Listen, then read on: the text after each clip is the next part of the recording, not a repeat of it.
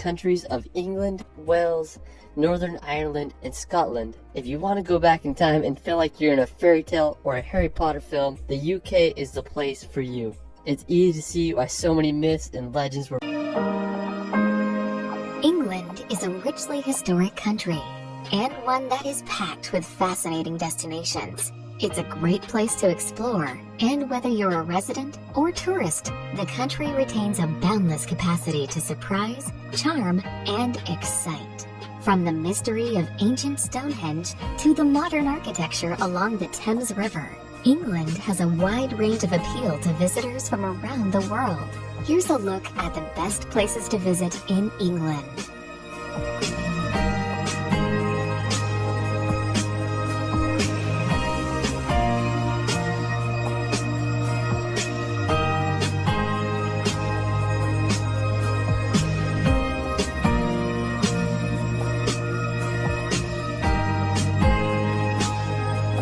Say it's my favorite city in the world, and I just keep coming back. Everything from the double-decker buses to the energy of Piccadally Circus makes the city feel so alive. There's just so many places to see. You can check out the iconic Big Ben and walk across the bridge to see the Palace of Westminster. There's the Tower Bridge, which is possibly the most famous bridge in all of London. You can go see the Stoic Guards at Buckingham Palace or take a ride on the London Eye. If you haven't already been to London, I'd highly recommend visiting when you can. It's hard to beat the London atmosphere. There's no city like it in the world. Alright, so after exploring London, we're going to make the 2-hour drive over to Stonehenge. Located in Wiltshire, England, lies one of the most famous man-made rock structures in the world. There's a lot of mystery surrounding Stonehenge, like what was its purpose and how was it made. Archaeologists believe it was constructed back between 3000 to 2000 BC. Stonehenge consists of a ring of rocks, each being around 13 feet high and weighing nearly 25 tons each.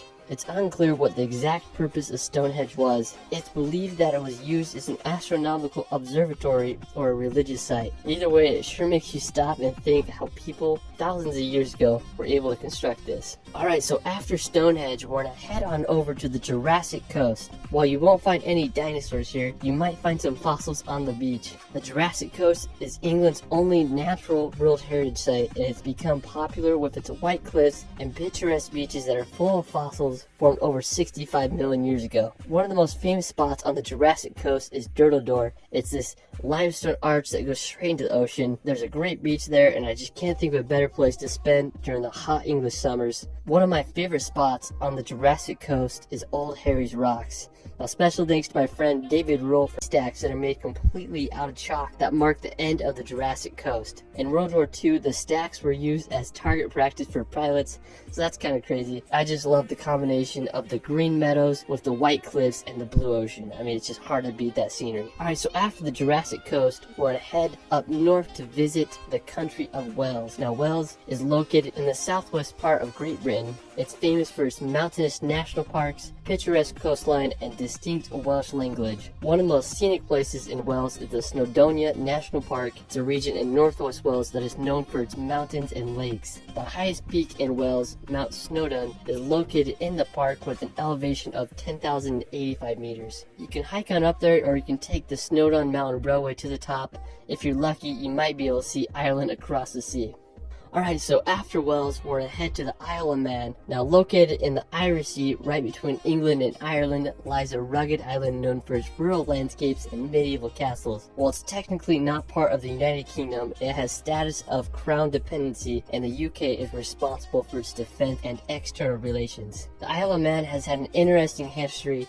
Humans have lived on it since 6500 BC, and in the 19th century it was ruled by Norway. But in 1266 the island became part of Scotland, and now it is a self-governing isle. An interesting place on the Isle of Man is Peel Castle. It was constructed by Vikings in the 11th century and just sits right on the ocean, and it's a pretty cool castle if you ask me. Alright, so after the Isle of Man, we're gonna head across the sea to visit Northern Ireland. Now, Ireland is full of just beautiful scenery, dramatic coastal cliffs, and countless castles. Back in 1921, Ireland was split into Northern and Southern Ireland as a result of the Government of Ireland Act of 1920. While Southern Ireland became a free Irish state, Northern Ireland remained within the United Kingdom. The capital of Northern Ireland is the city of Belfast, which is the birthplace of the Titanic ship. One of the most iconic places in Northern Ireland is the Dark Hedges. It's this road lined with beech trees. Planted in the 18th century, it was used as a filming location for the Game of Thrones. On the northern coast, you can check out the Carrick Already Rope Bridge or see the basalt columns at the Giant's Causeway. And there's just so much history and beauty in Ireland,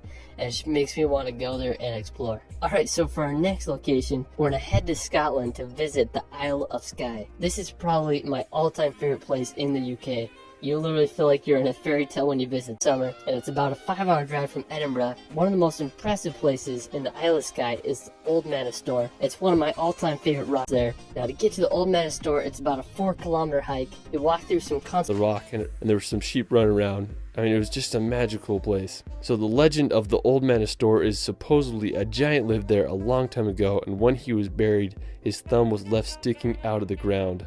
When you go there, it's easy to see why it's one of the world's most iconic rock formations. It's one of my all-time favorite places, and I recommend everyone to see it at least once in their life. Just a few minutes away from the Old Man Stoor, there is a breathtaking waterfall called Kainaat Falls that cascades down to the ocean. There's a nice viewpoint where you can look at the waterfall. The surrounding sea cliffs in the area are also stunning. One of the most famous is Kilt Rock, which are right by Kainaat Falls. I mean, it's just such a cool area. There aren't many waterfalls that fall straight into the ocean. If you're looking to find some ferries, you may want to check out the ferry pools. There are these picturesque blue pools that lie at the base of the Black Colon. close to water, so make sure you bring some bug spray. If you want to do a beautiful hike, I'd also recommend visiting the Kerrang. It's one of the most beautiful areas in the Isle of Skye. You feel like you're walking on a giant golf course. I found this crazy vantage point to get a good 360 view of the whole area. Alright, so after the Isle of Skye, we're going to head over to the nearby Eileen Donan Castle. If you're driving to the Isle of Skye, right by this, it's one of my favorite castles in the UK. After Castle, we're going to head over to one of Scotland's most iconic locations, the Glenfinnan Viaduct. It's located at the top of Loch Shiel in the West Highlands of Scotland. It was completed around 1898. This may look familiar because it was featured in the Harry Potter films. Alright, so after Glenfinnan, we're going to head over to Edinburgh. Now, if you want to go back in time, Edinburgh is a must. It's where J.K. Rowling wrote. Favorite places was Calton Hill. It offers a beautiful view of the whole entire city. While we're still in Edinburgh, we're going to head over to Arthur's Seat. Now, Arthur's Seat is located in Holyrood Park, and it's a short walk from Edinburgh Centre.